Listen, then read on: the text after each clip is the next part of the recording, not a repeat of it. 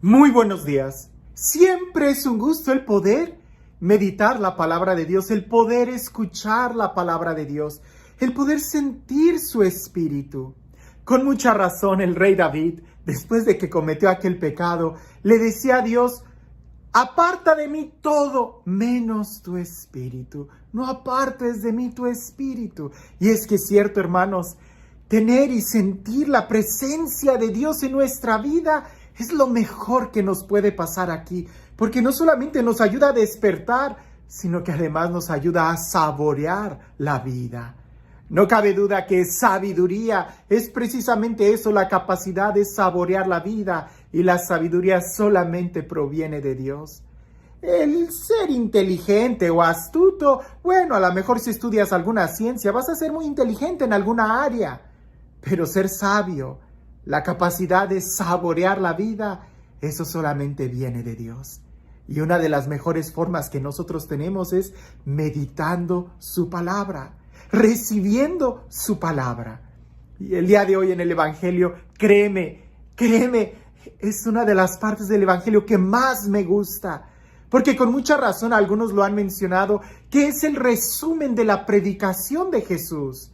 Que pareciese que a partir de ese momento, cuando Jesús inaugura su ministerio con esta predicación, en el Evangelio de San Mateo, a partir de ahí solamente va a tratar de explicar lo que dice en un principio en esas pocas líneas. Así que presta mucha atención, porque créeme, en estas líneas que vas a escuchar, Jesús nos está hablando de la clave para ser felices, para disfrutar la vida. Es más, así es como inicia su sermón: felices, dichosos, bienaventurados. Escucha con atención el Evangelio. En aquel tiempo, cuando Jesús vio a la muchedumbre, subió al monte y se sentó. Entonces se le acercaron sus discípulos. Enseguida comenzó a enseñarles y les dijo: dichosos los pobres de espíritu, porque de ellos es el reino de los cielos. Dichosos los que lloran, porque serán consolados. Dichosos los sufridos, porque heredarán la tierra. Dichosos los que tienen hambre y sed de justicia, porque serán saciados. Dichosos los misericordiosos, porque obtendrán misericordia. Dichosos los limpios de corazón, porque verán a Dios. Dichosos los que trabajan por la paz, porque se les llamará hijos de Dios. Dichosos los perseguidos por causa de la justicia, porque de ellos es el reino de los cielos. Dichosos serán ustedes cuando los injurien, los persigan y digan cosas falsas de ustedes por causa mía. Alégrense y salten de contento, porque su premio será grande en los cielos. Puesto que de la misma manera persiguieron a los profetas que vivieron antes que ustedes. ¿No es increíble? Si tú te preguntabas que el Evangelio eran solamente prohibiciones y eran solamente advertencias de no hagas esto y no hagas aquello, en esta ocasión el Evangelio solamente se resume diciendo: dichosos, felices, plenos, alegres. En una traducción un poco más exacta, utiliza la palabra bienaventurados. Y incluso este texto en la mayoría de las Biblias se titula como las bienaventuranzas. Bienaventurados. Y es que precisamente la palabra bienaventuranza abarca muchas ideas juntas. Dichosos, plenos, felices, una vida llena de aventuras, bienaventurados. Y es esa la vida del cristiano, una vida llena de aventuras. Ahora, el texto dice dichosos, felices. Y luego vienen algunas características que pareciese que no están muy en sintonía con lo que nosotros pensáramos de la felicidad.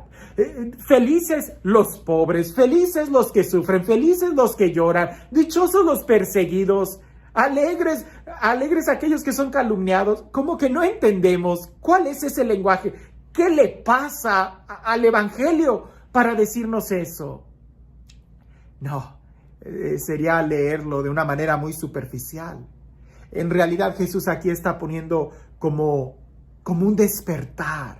Es mucho más profundo que esto, pero es como un felices, dichosos aquellos que logran descubrir cuál es la verdadera felicidad. Y la contraparte que nos está poniendo parece como si fueran solamente aspectos del placer. No me malinterpretes y vayamos despacio. Claro que no todo placer es malo, pero el placer no es felicidad. El placer es algo tan momentáneo, tan superficial, a flor de piel. ¿Qué es el placer? ¿Qué es el placer? El placer es algo que puedes adquirir de una manera rápida, pero al mismo tiempo se esfuma de una manera rápida. El placer no exige ningún esfuerzo, si no, no sería placer. El placer no requiere ningún compromiso. El placer es algo que está simplemente a flor de piel en los sentidos. En cambio, la felicidad es algo que está muy profundo en tu corazón. Yo te pudiera preguntar, cuando estás saboreando una comida, cuando estás disfrutando una comida, eso es placer. Yo te pudiera preguntar, ¿a qué sabe ese plato, ese pastel? Y tú vas a poder describirlo por el placer que te provoca. Pero si yo te pregunto, ¿a qué sabe la felicidad? No, la felicidad no se siente a flor de piel. La felicidad se siente muy profundo en el corazón. Y estas bienaventuranzas nos ayudan a precisamente voltear a mirar nuestro corazón. No todo placer es malo, por supuesto que no. Los placeres tienen una razón, en un sentido muy elemental de supervivencia. Por ejemplo, el placer de poder disfrutar la comida te ayuda a la hora de comer, el poder distinguir el buen sabor de una comida y de algo que ya está echado a perder. Ese placer o disgusto te ayuda a saber si es bueno seguir comiendo o no.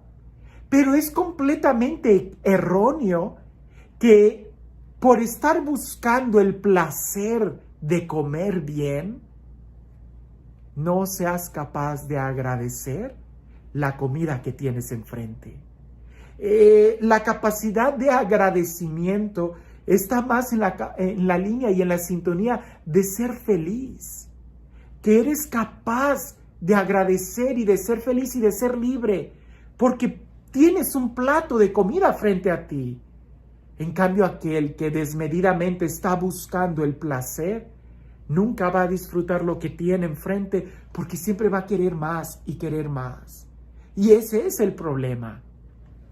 Cuando nosotros no somos capaces de distinguir la felicidad, la bienaventuranza, la alegría, la dicha perfecta de lo que es el placer, estaremos siempre encadenados y estaremos siempre envueltos en vicios.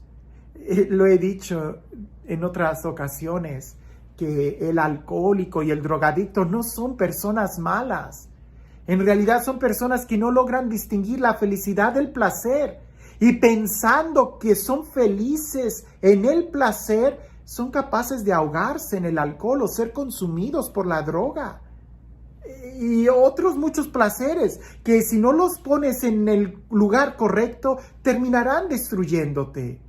Por eso estas bienaventuranzas están en la línea de bienaventurados los pobres de espíritu, porque ellos heredarán el reino de Dios. Es decir, tener la actitud y las bienaventuranzas nos están moviendo en una realidad presente, que es algo temporal, con la actitud que nosotros debemos de tener, y la actitud es el movimiento, la actitud es la disposición interior que nos lleva a la posesión de la vida, de la felicidad. Entonces, cada bienaventuranza tiene estos tres movimientos.